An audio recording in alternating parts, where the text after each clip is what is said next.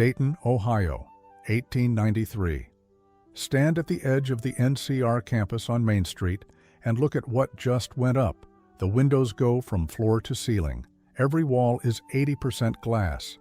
The light pours through at angles that no factory in America has ever seen before.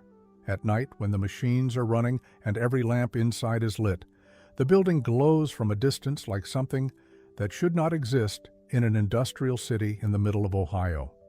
5 unsettling details that workers noticed on day one.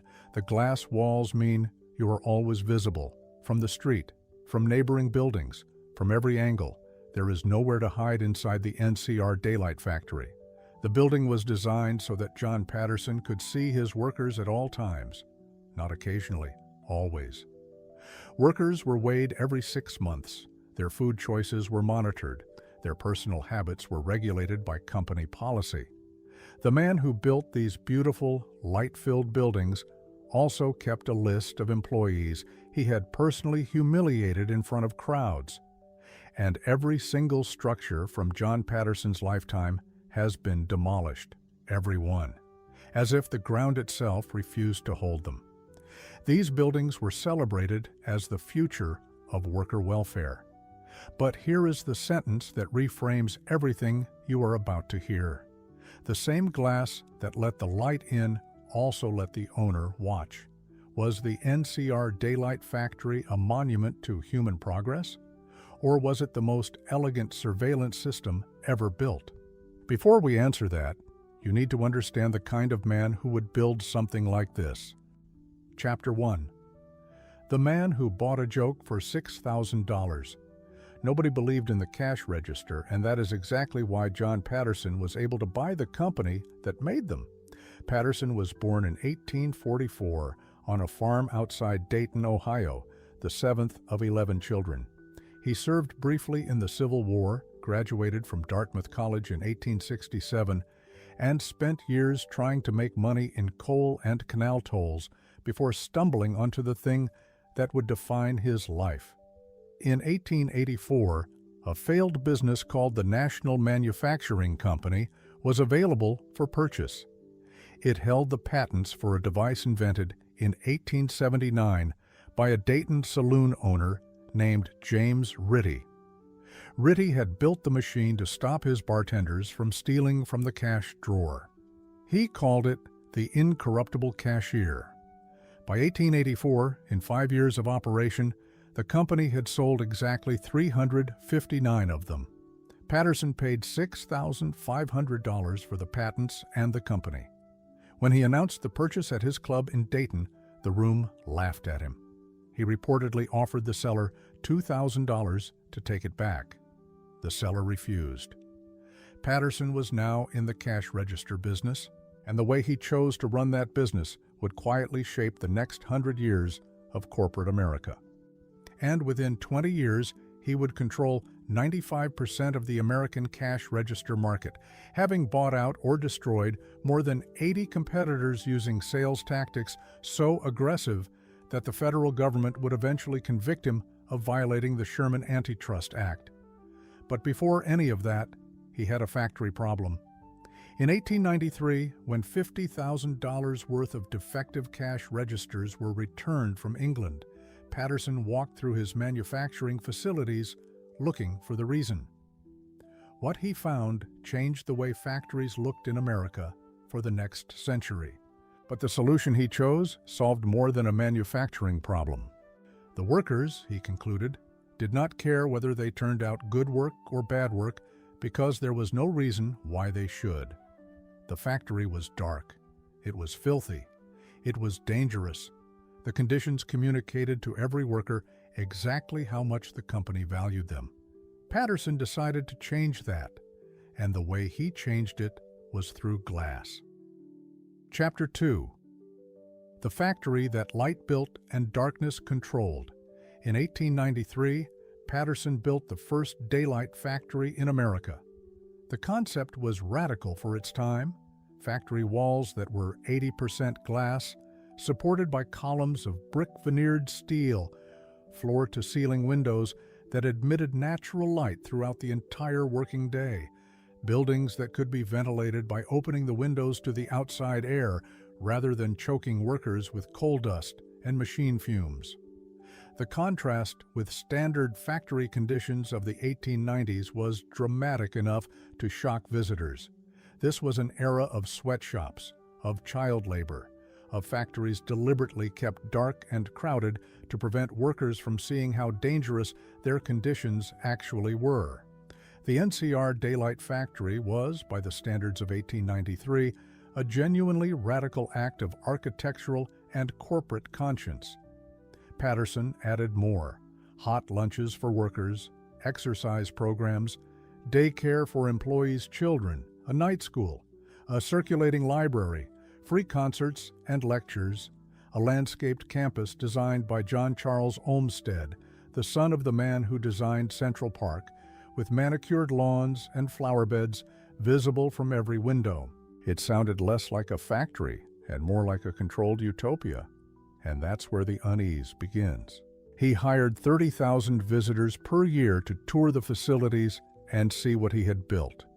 He insisted, loudly and repeatedly, that his welfare program had nothing to do with charity. It was purely practical.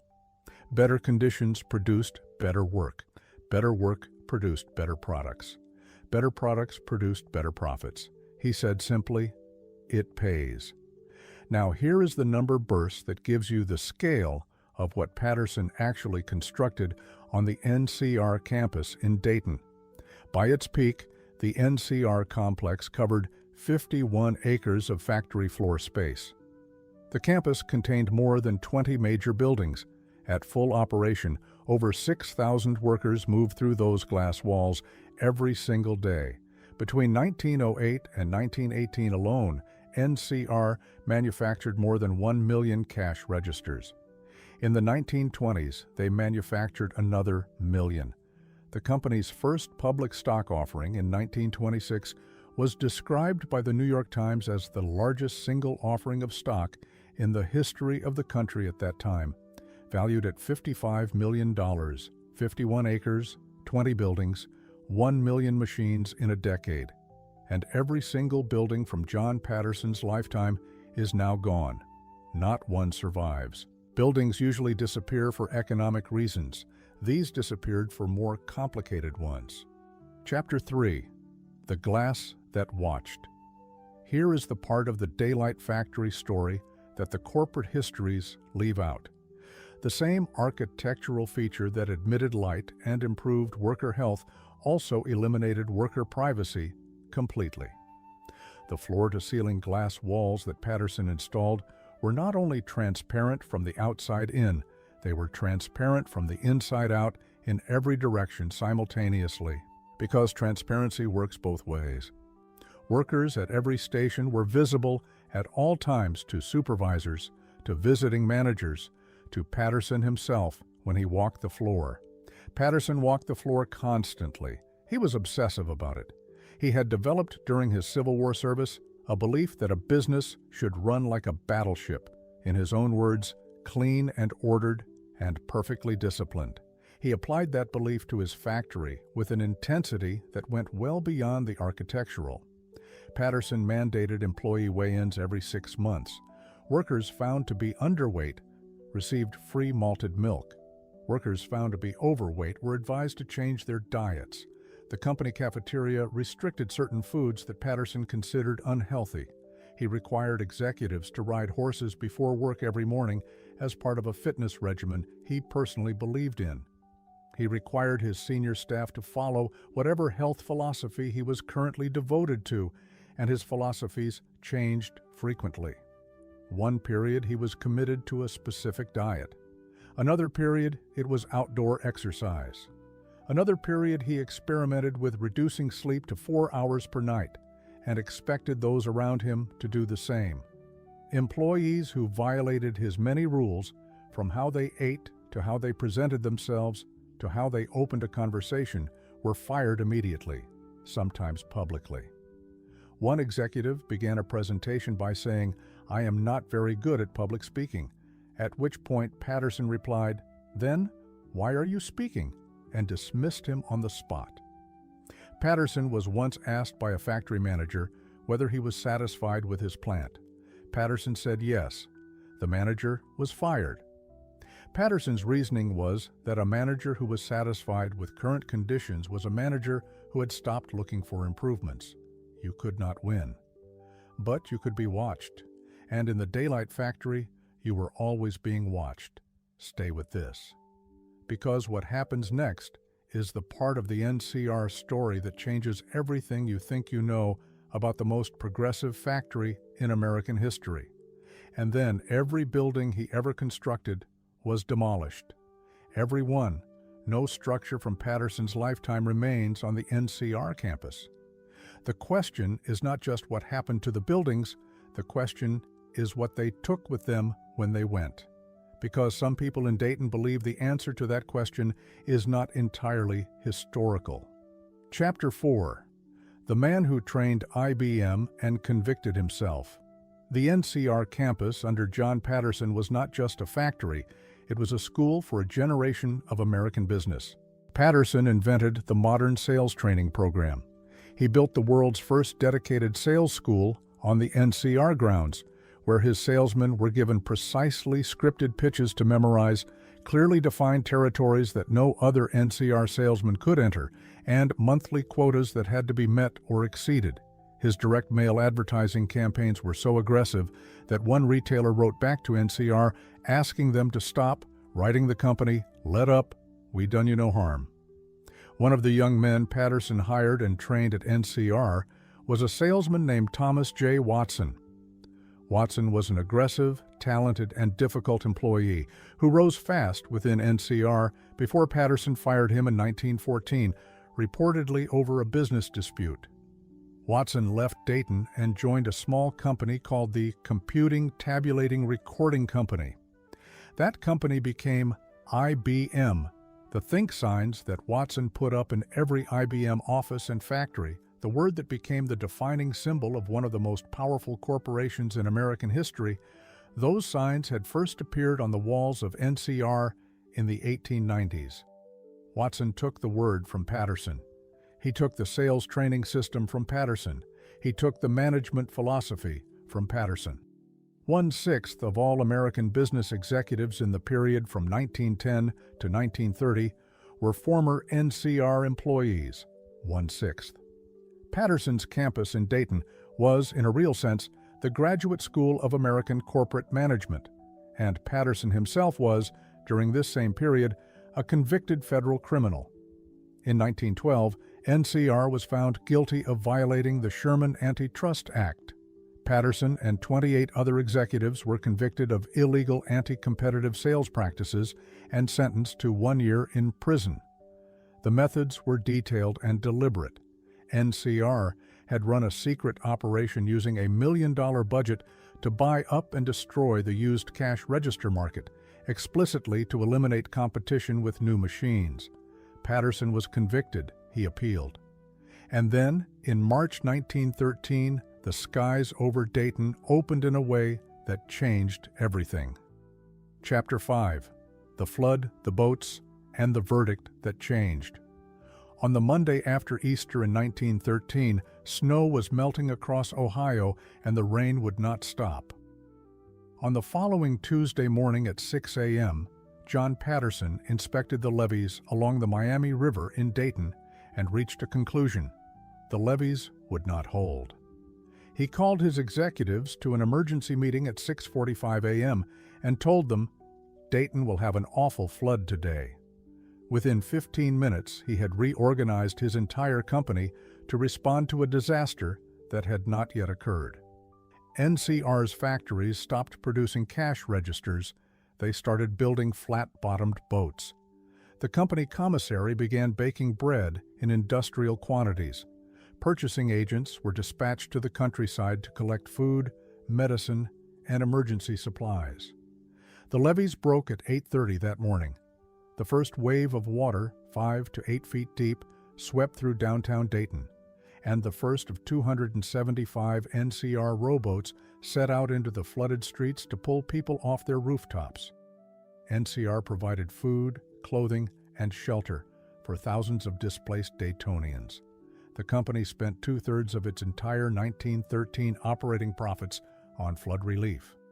One journalist wrote that what Dayton might have done without John H. Patterson can only be a matter of speculation, inasmuch as the cash was for days the stricken city's brain, nerves, almost its food and drink. The public reaction to Patterson's flood response was enormous.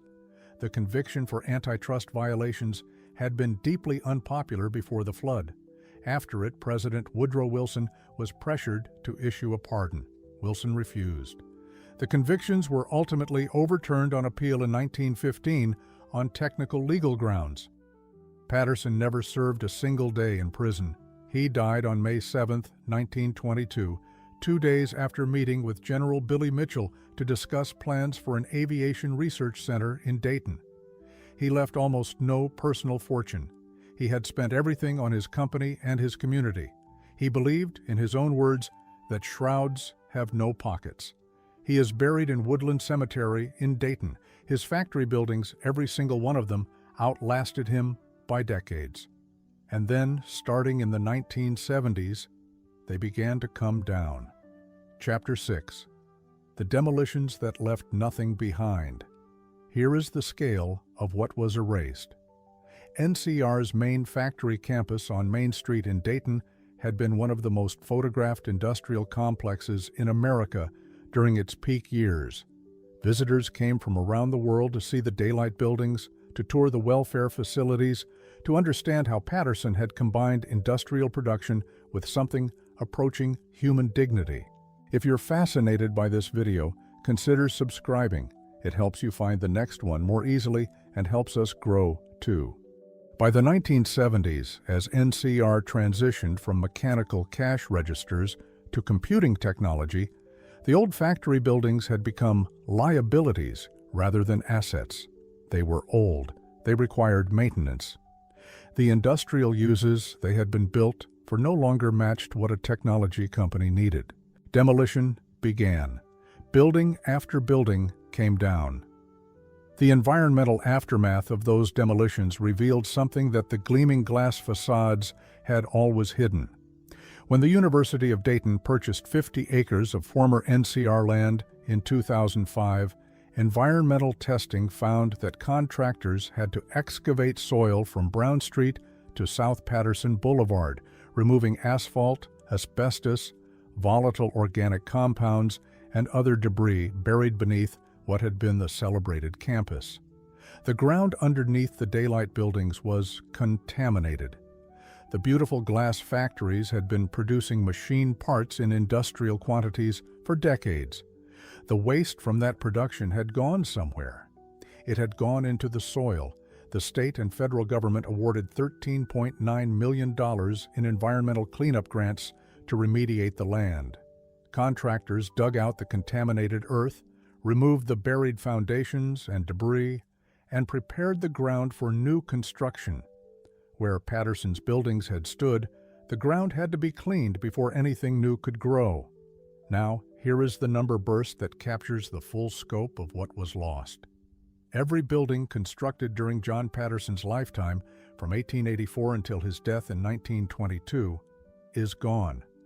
The original 1886 factory building at 1400 Main Street, gone.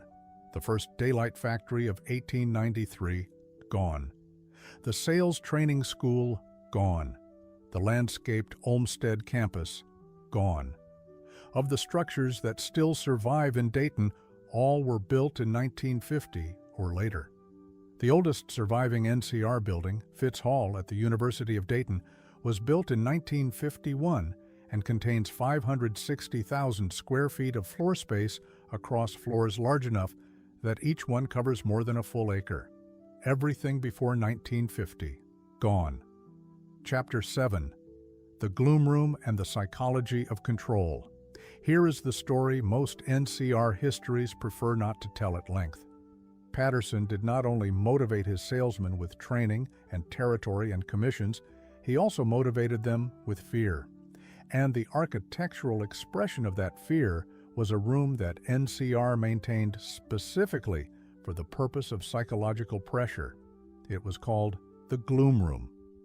When a salesman's numbers dropped, or when Patterson wanted to make an example of someone's failure, that person was brought to a specific space within the NCR facilities and subjected to a controlled experience of professional humiliation. Their failures were laid out in front of colleagues. Their deficiencies were documented and displayed. The explicit purpose was to create a psychological state of desperation that would motivate the salesman to perform at higher levels. A documented variant of this practice appeared in the NCR office in Los Angeles between 1909 and 1911, where agents used storefront window displays to publicly track and display the performance of individual salesmen for customers and passers-by to see. Patterson's management philosophy ran on two parallel tracks simultaneously. The welfare track, the daylight and hot lunches and free concerts, communicated to workers that the company valued them as human beings. The control track, the weigh-ins and dietary monitoring and immediate firings and gloom room, communicated that the company's goodwill was conditional on performance and compliance.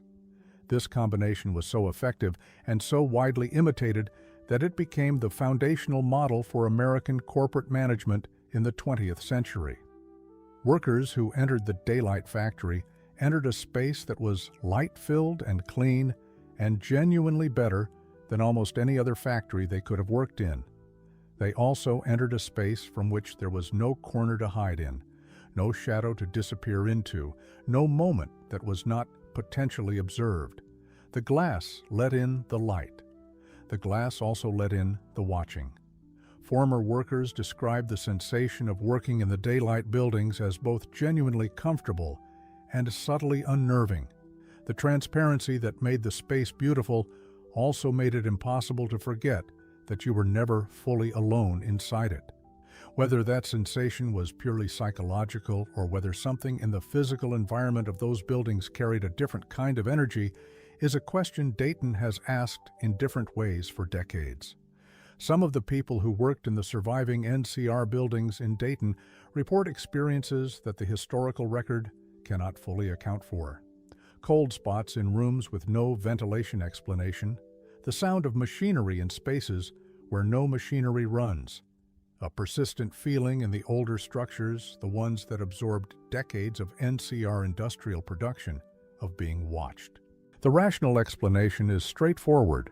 Buildings that housed industrial equipment for 50 years develop acoustic signatures that can produce sounds mimicking that equipment long after the machines are gone. Psychological priming, knowing the history of surveillance and control that defined this campus, creates sensory expectations that the mind then fulfills. That is the grounded explanation. It does not fully account for every report. The verdict, as with most things connected to John Patterson and his buildings, remains open. Chapter 8. The City That Forgot Its Own Invention. Dayton, Ohio, was once called the City of 1,000 Factories. In the early 20th century, it had more patents per capita than any other city in the United States. The Wright brothers were from Dayton. Charles Kettering, who invented the electric cash register at NCR in 1906, before going on to invent the electric starter for automobiles at Delco, was from Dayton. The cash register, the electric motor application that made it work, the first barcode scanner ever used in a commercial transaction, all came out of Dayton's NCR. In 1974, NCR technology marked the first time that a product with a universal product code was scanned at a checkout. The location was a Marsh supermarket in Troy, Ohio, a few miles from the NCR headquarters. The product was a pack of Wrigley's chewing gum. The system that made that scan possible was designed at the NCR campus in Dayton.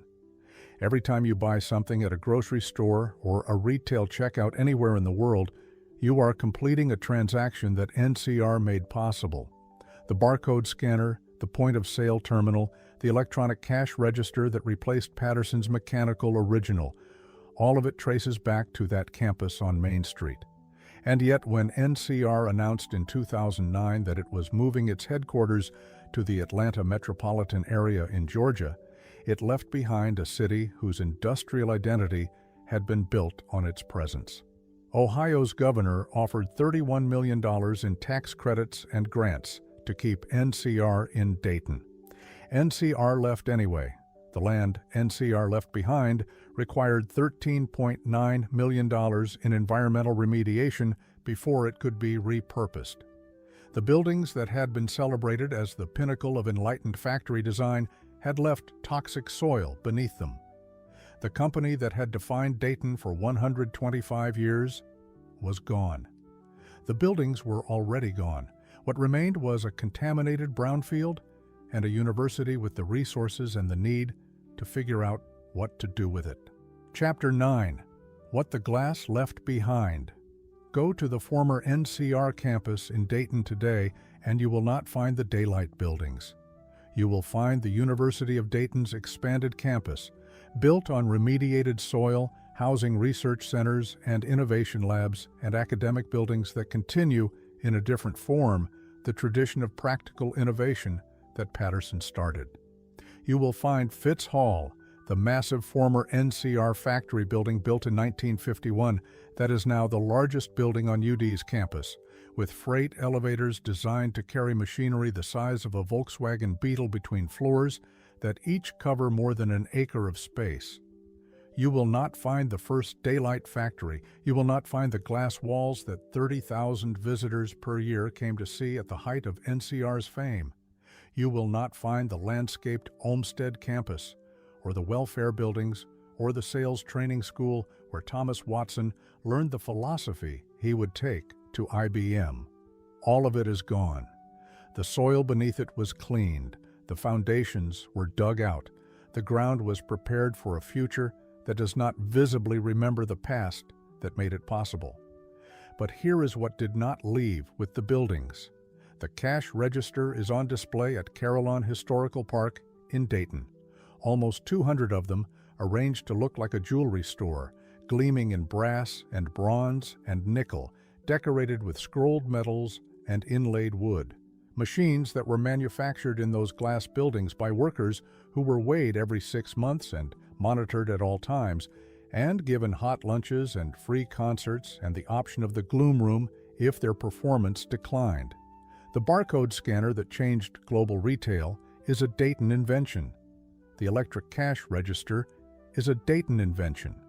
The modern sales training system, the sales territory, the sales script, the direct mail campaign, IBM's Think philosophy, all of it traces back to those glass buildings on Main Street.